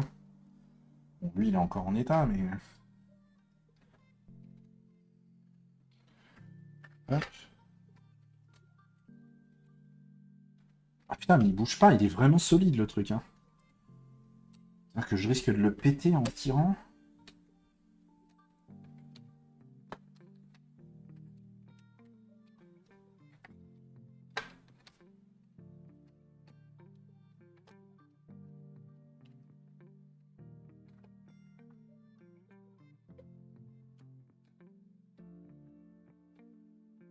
Ah non, c'est bon, je l'ai eu. Ok. Je l'ai eu, je l'ai eu. En vrai, l'avantage, c'est que le bouton, là, pour la sélection, il est comme ça. Et en fait, il vient se poser sur le sélecteur en plastique dans le châssis. Donc il est pas bloqué dedans. Ce qui est déjà une bonne nouvelle, parce que ce genre de choses, souvent. Donc là, par contre, cette pièce-là, elle bouge. Oui, ok. C'est juste posé, voilà, parce que comme j'en ai vraiment foutu partout, je suis vraiment dégueulasse. En même temps, elle voulait pas venir, hein, la batterie. Il faut que je nettoie un peu. Que j'éponge les restes d'alcool, parce que si j'attends que ça finisse d'évaporer, il y en a pour 4 heures. On va éponger un peu le max pour éviter les surprises. Et, en tout cas, c'est une bonne nouvelle. On peut changer la batterie parce qu'ils ont eu cette bonne idée, cette bonne surprise. Hein. Faut bien qu'on en ait un peu de temps en temps. Ils ont eu cette bonne surprise d'utiliser une batterie répandue, puisque c'était vendu, enfin, c'était ce qu'ils utilisaient dans un de leurs smartphones. Certains diraient que ce sont des économies de bout de chandelle. Je pars du principe, étant donné qu'on est sur une pièce d'usure, la batterie, que c'est une très très bonne idée. Alors désolé, vous voyez pas grand chose, mais je suis en train d'éponger l'alcool à peu près dans tous les coins où je peux. Parce que j'ai vraiment balancé la dose pour essayer de... J'aurais pu être patient aussi, hein. J'aurais pu laisser l'alcool agir plus longtemps sur la colle, mais... Que voulez-vous? On se refait pas. Hop.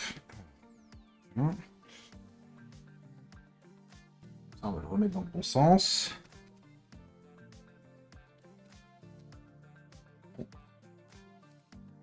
Voilà.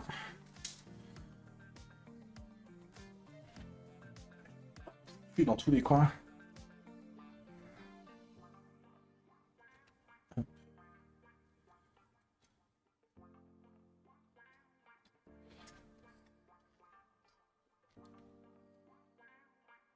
Alors certains utiliseraient du sopalin pour son pouvoir absorbant. Je suis pas contre l'idée, c'est même un bon conseil. Juste j'en ai pas. Voilà. Ça, vous avez l'explication particulièrement compliquée. Non, juste je n'ai pas. Alors, bon. On a épongé, on a séché.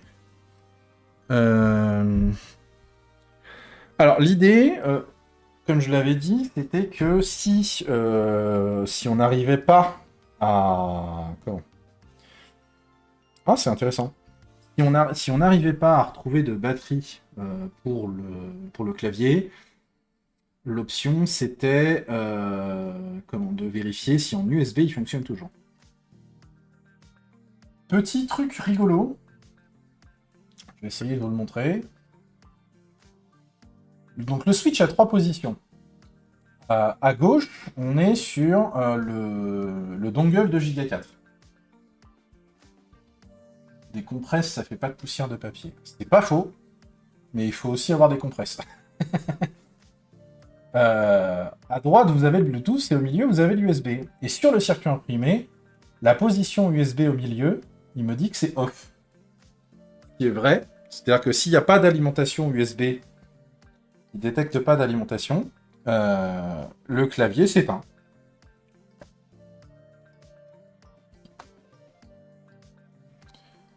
Alors, par contre, oui, non, c'est ça.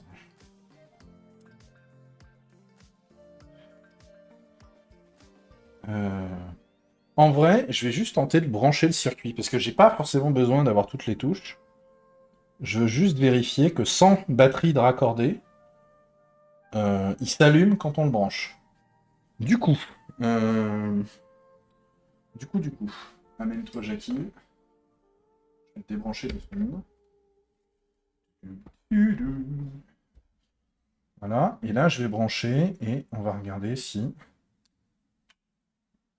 Oh! Oh oh! Alors, gestionnaire de périphérique. Périphérique d'interface utilisateur.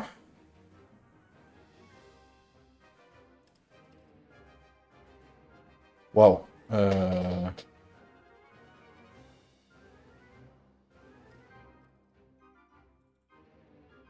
Il est là. Ok. Me demandez pas pourquoi il apparaît dans les souris, mais il est là. Et donc si je le débranche, il disparaît. D'ailleurs, on voit que ça fait disparaître quelques trucs. Ok, mais du coup, il n'y a plus que souris HID. Donc...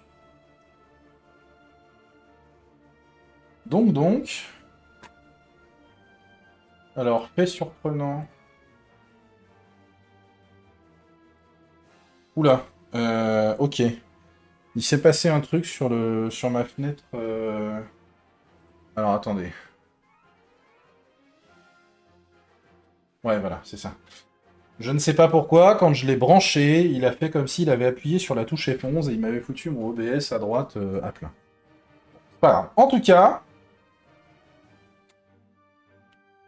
certes, je vais pouvoir changer la batterie, mais en secours, entre guillemets, j'aurais pu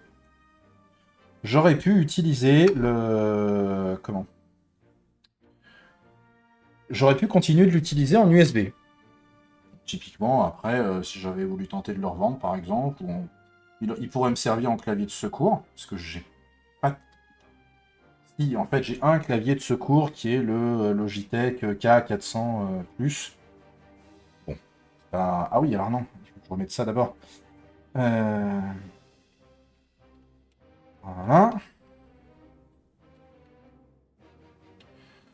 Là, maintenant, je peux remettre le circuit. Et donc là, je peux le... Ah, je peux pas le clipser, bâtard. Ah, c'est vraiment trop dur, hein. C'est faux. Hop, voilà. Voilà. Bon, en tout cas. Alors, tu t'es arraché à aller chercher. Qu'est-ce qu'il me dit? Oui, vas-y. Oui, bah j'étais tombé dessus, hein, celui-là. Alors, si c'est un vendeur que tu connais sur Amazon et que tu considères comme fiable, let's go, hein. Mais, comment ça faisait partie des premiers résultats qu'on avait trouvés qui passaient sur Amazon. Je l'avais. Il était là, je crois que c'est celui-là d'ailleurs, hein. B0F. Non, B0H, donc c'est encore une autre. B0H2 V8Z6P, c'est celui-là, tu vois. Donc il ressortait dans les résultats d'Amazon, hein, pour le coup. Enfin, dans les résultats de DuckDuckGo sur Amazon. Et habituellement expédié sous 6 à 7 jours, donc ça veut dire que potentiellement ils en ont pas en stock. Pour 24 balles. Pas surprenant étant donné. Putain, c'est vrai qu'ils ont mis une IA dans Amazon Prime, quel enfer. Enfin, dans Amazon. Bon. Faut check la fiche de connexion. Oui, bah elle a l'air d'être pareille, hein. Elle a sur la photo est un peu floue, mais ça a l'air d'être le même connecteur, hein. Il est minuscule ce connecteur à la con. Alors après, par contre, là, typiquement, sur la nappe actuelle, l'espèce de mousse là qui tient le connecteur sur la carte, enfin qui permet de maintenir le connecteur branché sur la carte, parce que vraiment le connecteur il est minuscule, il a l'air de s'enlever très facilement. Donc ils ont rajouté un carré de mousse par-dessus qui est du coup compressé par les autres éléments les autres éléments du clavier. C'est...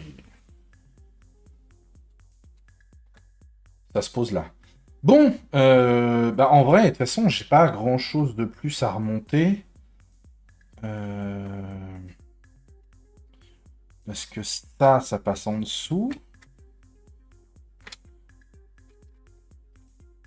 Donc en fait, ça sert à rien que je revise tout, parce que de toute façon, il va falloir que je...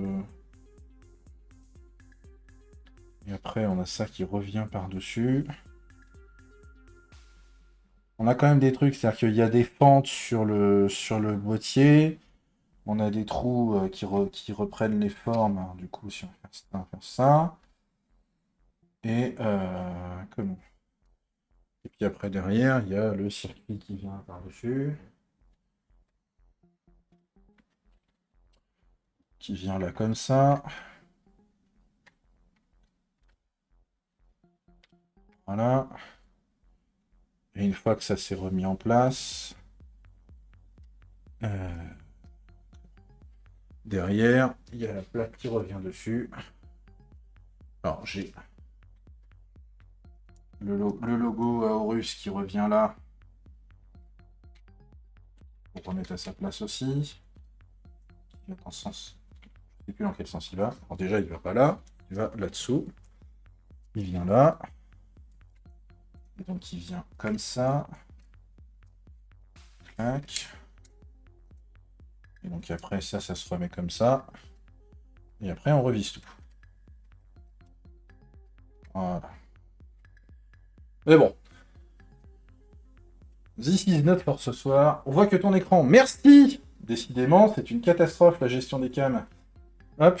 Non, l'idée c'est qu'en gros, je me suis amusé à reposer toutes les couches au fur et à mesure. Il n'y a pas tant de couches de ça que ça, donc ça va. Je sais pas si vous avez déjà eu l'occasion de démonter un vieux clavier à membrane classique, hein, les claviers qu'on avait à une époque. Comment dire? Ces claviers-là, c'est old school, c'est-à-dire que pour fonctionner, ils font des contacts entre plusieurs couches de circuits souples. Et en fonction de la combinaison de contacts, ça correspond à une combinaison de touches. Et donc, il faut pas se planter quand on démonte et qu'on remonte ça, parce que si on démonte dans le désordre, ou si on remonte dans le désordre surtout, on se retrouve avec une certaine quantité de touches qui ne fonctionnent pas ou qui ne donnent pas les touches qu'il faut.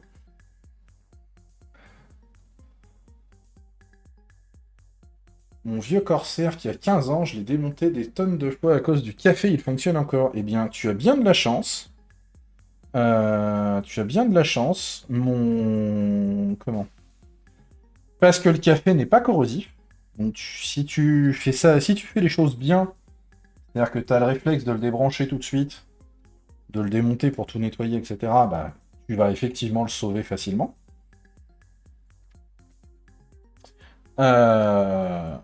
Ça ne se passe pas pareil avec toutes les boissons. Et notamment le coca. Le premier Amstrad CPC que mes parents avaient acheté à l'époque, un Amstrad CPC 664. Donc c'était le cousin du 464, mais il remplaçait le lecteur de cassette par un lecteur de disquette. Ma petite sœur, qui venait d'avoir 5 ans, a renversé du coca dessus.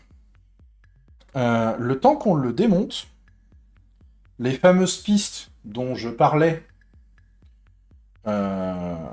qui servaient à faire les contacts des touches, avaient été rongées par le coca. Et donc du coup, bah, Amstrad CPC caput. Voilà.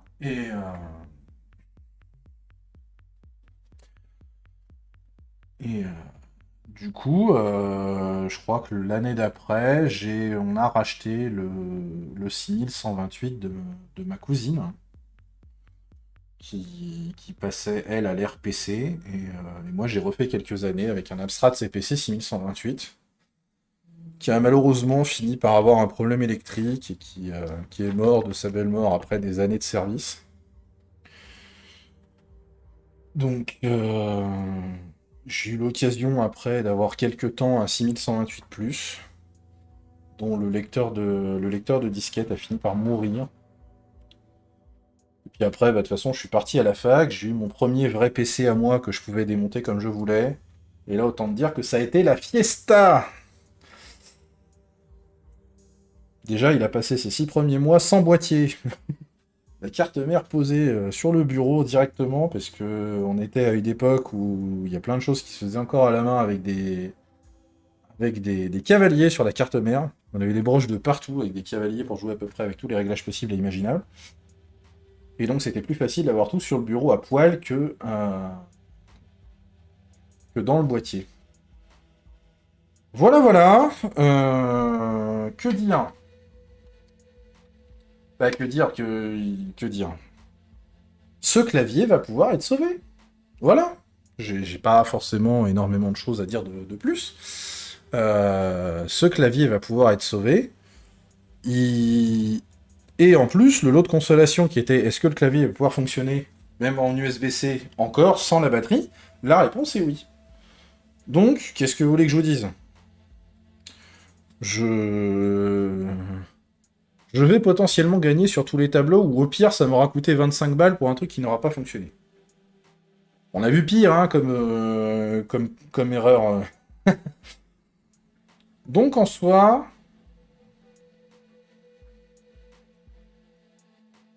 c'est une bonne nouvelle. Il n'empêche que c'est pas une marque que je recommande, hein, on va pas se mentir. Comme je l'ai dit, là, on est entièrement sur du matériel maison, avec des switches propriétaires que vous ne pouvez pas changer, remplacer comme ça, parce qu'il n'y a que Asus, et Asus les fait pas au détail. Moi, je crois pas. Euh, si vous voulez découvrir l'univers du clavier mécanique, bah, typiquement, le MSI, là, en fait, c'est un clavier custom. C'est un clavier custom, sauf qu'il est déjà tout fourni, tout monté, tout assemblé avec... Alors moi, en plus, je l'ai pris dans une finition avec des touches qui sont quand même assez sympathiques. L'autre finition, elle est rose, donc clairement, c'est pas pour moi. Mais il y en a un qui s'appelait. Et... comment? Et il n'a pas besoin de driver pour fonctionner. Le seul bémol, c'est que les touches... euh,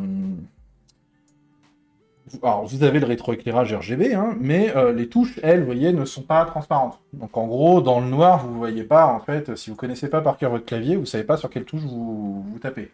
Alors que sur le... Comment? Sur le Asus, si je retrouve... merci. Là. Euh, les touches étant toutes blanches en dessous, en fait, techniquement, est-ce que j'ai quelque part un truc qui me permettrait de mettre de la lumière en dessous? Oui, mon téléphone. Hop.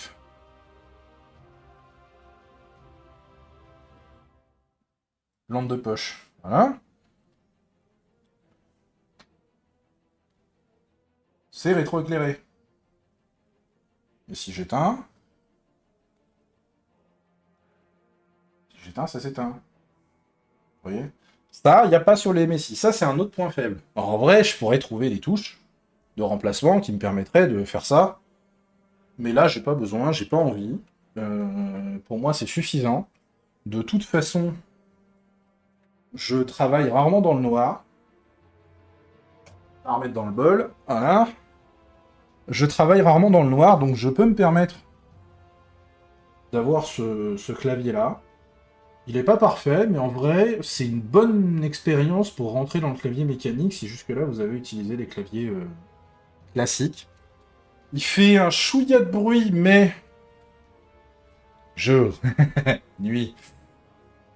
Tu sais que c'est pas une référence de jeune, ça, hein? Ça traduit un peu... ça trahit un petit peu la potentielle couleur de tes cheveux. Ce qui te reste. Hein. Genre les miens, quoi.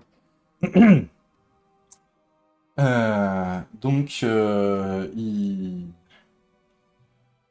c'est vraiment à ce prix-là, à 75 balles, c'est vraiment une vraie porte, une vraie bonne porte d'entrée pour faire du clavier un peu custom, du clavier mécanique un peu custom.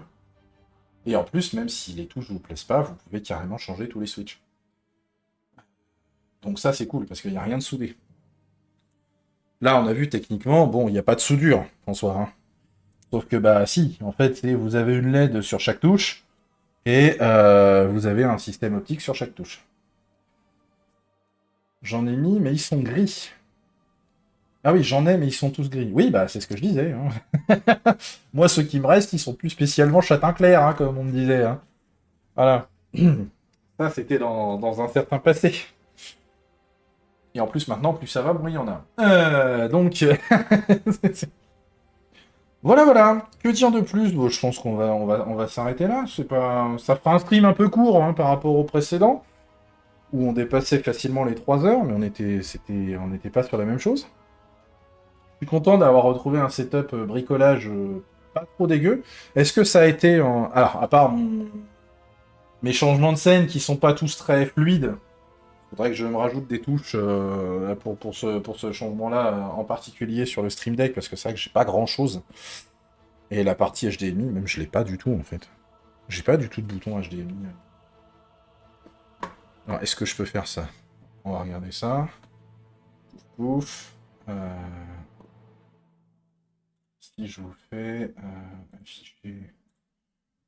Est-ce que je peux désactiver l'aperçu?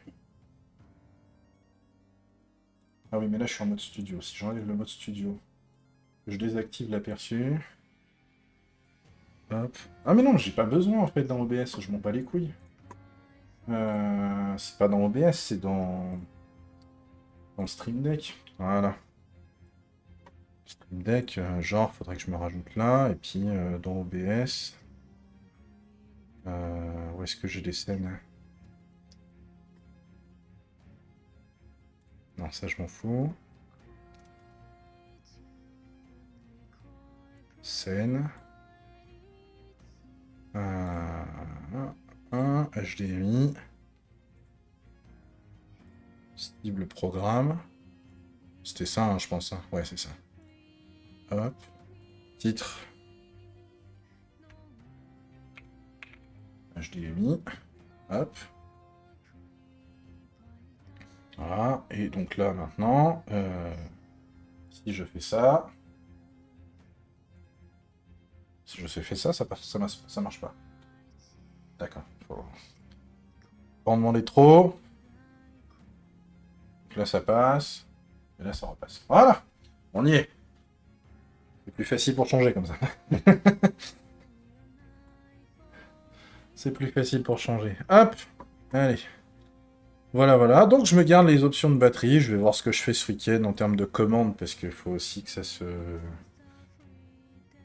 Faut aussi que ça se livre, si possible, quand je suis chez moi. Et du coup... Est-ce que je ferai un live pour le remontage? Non, ça vaut pas le coup. Je tiendrai au courant sur les réseaux sociaux. En matière de réseaux sociaux, pour ceux qui n'ont pas vu, alors déjà, t'as le bot qu'il va falloir un jour que j'enrichisse un peu, partage régulièrement le fameux lien pour les gouverner tous, où il y a le Linktree, qui est une page qui regroupe tous les liens pour me retrouver un peu partout. Alors,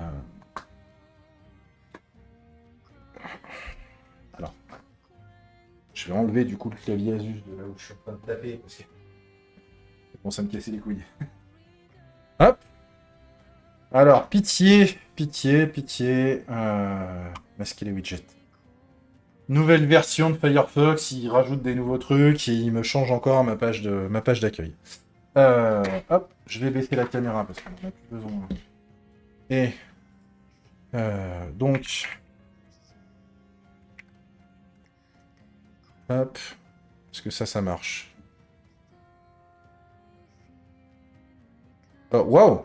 Ah oui, non, mais il essaye du 3W alors que non. Qu'est-ce qu'il fait?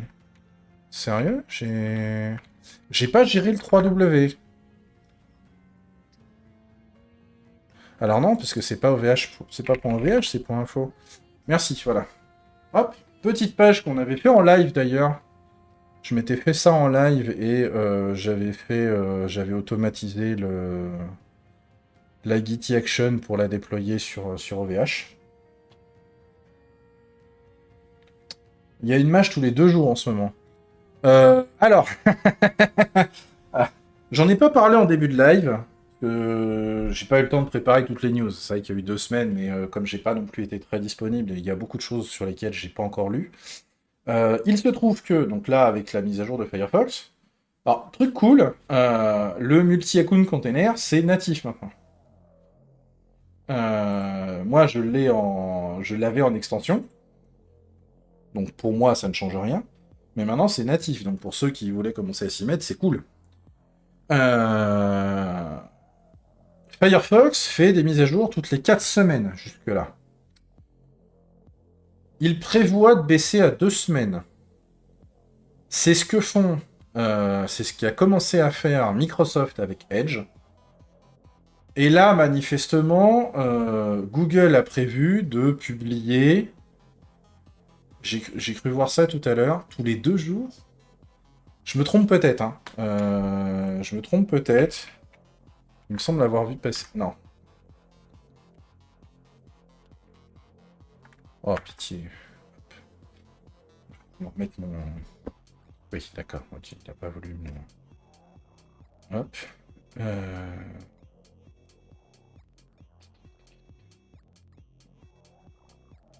Il me semble avoir vu des trucs là-dessus. Ou alors c'est pas chez eux. Si, c'est ça. Des mises à jour de sécurité par semaine. Voilà. Alors que pour des mises à jour de sécurité. Voilà. S'il y a des mises à jour de fonctionnalité, là, pour le coup, c'est un peu plus... Et...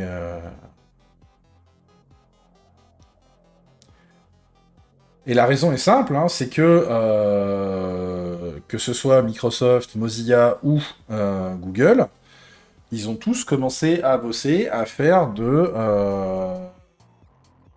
l'analyse de failles de sécurité et de bugs logiciels méchants par IA. Et du coup, le nombre de failles détectées grimpe en flèche. Donc on le voit, hein, c'est devenu un peu énervé dans le travail, c'est-à-dire que jusqu'en début d'année, à peu près, c'était relativement calme, ils y allaient doucement, mais là, depuis qu'ils ont commencé à intégrer l'IA, ça corrige bug en masse, enfin, ça détecte et ça corrige bug en masse, et comme du coup c'est un peu... la correction n'est pas automatisée, on parle de détection, hein.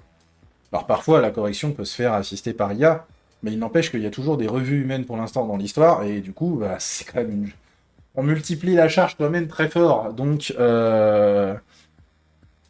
soit vous attendez de réussir à intégrer 1 million de trucs dans votre cycle de 2 ou 4 semaines, soit vous trouvez une autre solution pour pousser plus souvent les correctifs. Donc ça vous fait plus de changements itératifs. Et, euh, et donc du coup, là, l'idée, c'est que comment? On les intègre plus rapidement et plus souvent pour que ce soit déployé aux utilisateurs. C'est du coup un peu plus lourd pour nous parce que ça fait des mises à jour plus fréquentes, mais le fait est que malheureusement on est dans une espèce de course. euh, on est maintenant sur une course à l'armement, entre guillemets. Et le problème, c'est que si les projets arrivent à détecter ça, comme on est dans de l'open source, il y a d'autres acteurs qui peuvent aussi les détecter et les exploiter plus facilement. Donc il faut les corriger tout aussi rapide, enfin il faut les corriger plus rapidement qu'avant. Et comme il y en a beaucoup plus, c'est le concept du maillon faible, hein, c'est votre solidité, elle repose sur votre maillon le plus faible. Donc si on laisse un trou, ça suffit. Donc l'idée c'est qu'il faut corriger tous les trous. Voilà. Tu peux passer full Linux, hein. Sous Linux, le problème va être le même. Si les IA détectent, si les IA qui sont utilisées pour détecter des bugs, voire quand c'est que des bugs, c'est pas encore méchant, je trouve. Si c'est que du bug qui empêche un alignement d'une boîte CSS, on s'en bat les couilles. C'est pas grave, ça peut mettre un peu de temps à être fixé. Là, on parle de ce qui concerne la sécurité pure et dure, ce qui est le plus tendu. Euh, et ben, ça, tu peux pas attendre, et tu peux de moins en moins attendre. Euh, Or, Faille 0D, je sais plus, faudrait que je retrouve. Je sais plus sur quel site j'avais lu ça. Avant, il pouvait se passer plusieurs semaines après la publication d'une CVE, avant qu'elle soit réellement exploitable, et exploitée par les acteurs malveillants de tout poil. Maintenant, ça peut se passer en 1-2 jours, voire quelques heures seulement. Donc même quand on n'est pas sur de la 0D, la 0D, par définition, c'est que quand on la découvre, elle est déjà exploitée. Mais plus ça va, plus on va avoir des one day, c'est-à-dire à peine publiées que c'est déjà exploité. Il y en a certaines, c'est facilité par le fait que les mecs publient des codes, des proof of concept. C'est des trucs sur lesquels les virus peuvent, enfin les développeurs de virus peuvent itérer pour faire leurs propres attaques, leurs propres charges. Mais sinon, maintenant, plus ça va, moins ils ont besoin de le faire. Parce que on a des IA qui arrivent à le trouver tout seul. Et on l'a vu avec le cas récent de l'échappement de l'agent d'OpenAI qui a été attaqué avec Gingface.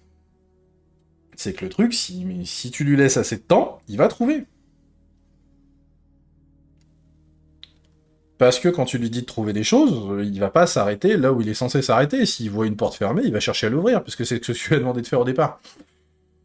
Parce que là, au départ, c'était ça, c'était un exercice où il devait attaquer un truc. Et l'agent, il a considéré que pour réussir à aller attaquer ce truc-là, il fallait qu'il aille chercher des infos ailleurs. Et au départ, on lui disait non, t'as pas le droit, et du coup, il a dit bah, je vais y aller, il faut quand même que j'y aille, j'en ai besoin pour arriver à mon résultat. Donc je vais le chercher, par tous les moyens possibles. Et donc il s'est échappé. Voilà. Et, et là, on parle d'un accident. On parle d'un truc qui n'est pas. Alors, qui n'est pas un problème intrinsèque au moteur, enfin, si, dans la mesure où il a rien fait de plus que ce qu'on lui demandait, c'est-à-dire trouver des solutions pour atteindre son objectif. Voilà. Et bon, bah, le problème, c'est qu'il n'était pas censé aller sur Internet. Et bon, bah, la cage de Faraday, la cage dorée, elle n'a pas été assez bien fermée. Voilà.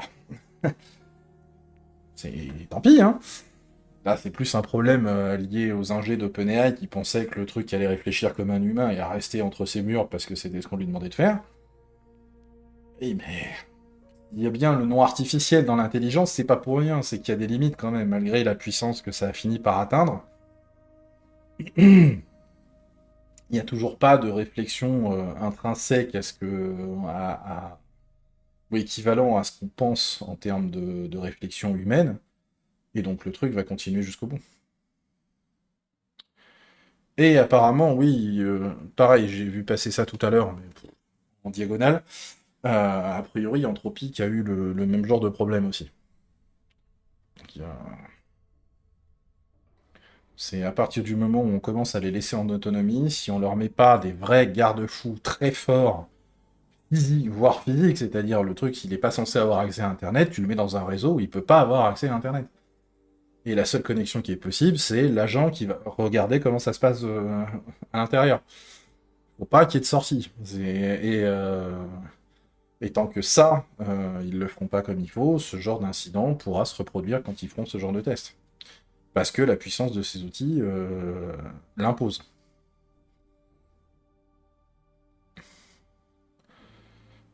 Voilà, voilà. Bien, sur ce. Alors, assise lumière. Voilà. On va se remettre la bonne lumière, là, cette fois. Euh, Bien, donc, c'était une bonne découverte.